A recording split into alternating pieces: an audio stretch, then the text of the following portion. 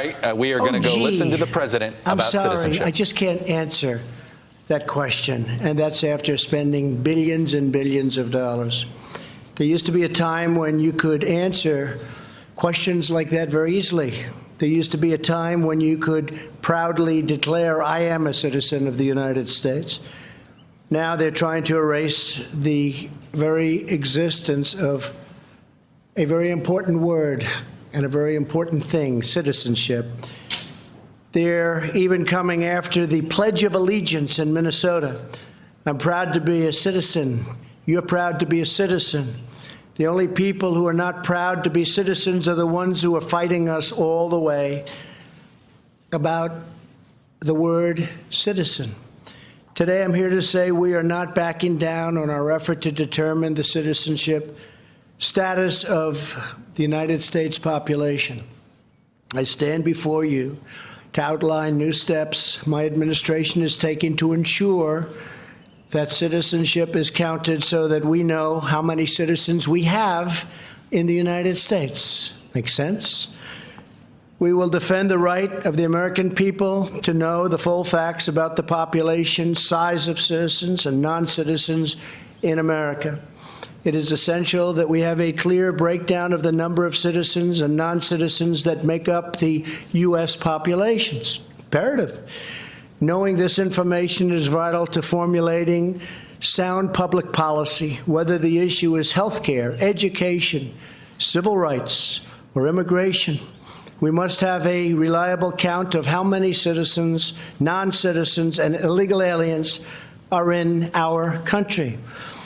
The Department of Commerce sensibly decided to include a citizenship question in the 2020 census, as has been done many, many times throughout the history of the United States.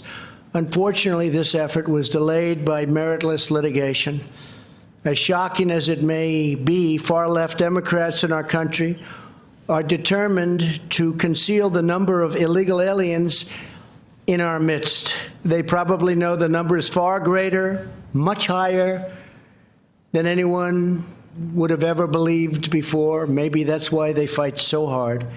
This is part of a broader left-wing effort to erode the rights of the American citizen and is very unfair to our country. The Supreme Court ultimately affirmed our right to ask the citizenship question, and very strongly it was affirmed. But the Supreme Court also ruled that we must provide further explanation that would have produced even more litigation and considerable time delays. The case is already in 3 federal district courts that have been, to be totally honest, extremely unfriendly to us. These delays would have prevented us from completing the census on time. It's deeply regrettable, but it will not stop us from collecting the needed information, and I think even in greater detail and more accurately. Therefore, we are pursuing a new option to ensure a complete and timely count of the non-citizen population. Today, I will be issuing an executive order to put this very plan into effect immediately. I'm hereby ordering every department and agency in the federal government to provide the Department of Commerce with all requested records regarding the number of citizens and non-citizens in our country. They must furnish all legally accessible records in their possession immediately. We will utilize these vast federal databases to gain a full, complete, and accurate count of the non-citizen population, including databases maintained by the Department of Homeland Security and the Social Security Administration. We have great knowledge in many of our agencies. We will leave no stone unturned. The Census Bureau projected that using previously available records, it could determine citizenship for 90% of our population or more. With today's executive order, which eliminates longstanding obstacles to data sharing, we're aiming to count everyone. Ultimately, this will allow us to have an even more complete count of citizens than through asking the single question alone. It will be, we think, far more accurate. The Census Bureau can use this information along with information collected through the questionnaire to create the official census. In other words, as a result of today's executive order, we will be able to ensure the 2020 census generates an accurate count of how many citizens, non-citizens, and illegal aliens are in the United States of America. Not too much to ask. This will greatly inform a wide array of public policy decisions.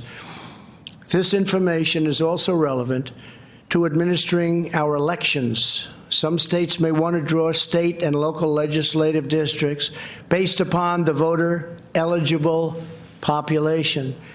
Indeed, the same day the Supreme Court handed down the census decision, it also said it would not review certain types of districting decisions, which could encourage states to make such decisions based on voter eligibility. With today's order, we will collect all of the information we need to conduct an accurate census and to make responsible decisions about public policy, voting rights, and representation in Congress. In everything we do, we will faithfully represent the people of the United States of America. I would like now to...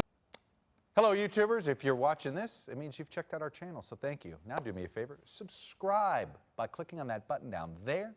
Click on any of the videos to watch the latest interviews and highlights from MTP Daily and MSNBC. You can get more Meet the Press content every morning in the First Read newsletter. If you're tired of content that you don't know anything about where it came from, you don't have to have that problem with us. NBC News, MSNBC, MTP, and the Meet the Press mindset right here for you on YouTube. Subscribe now.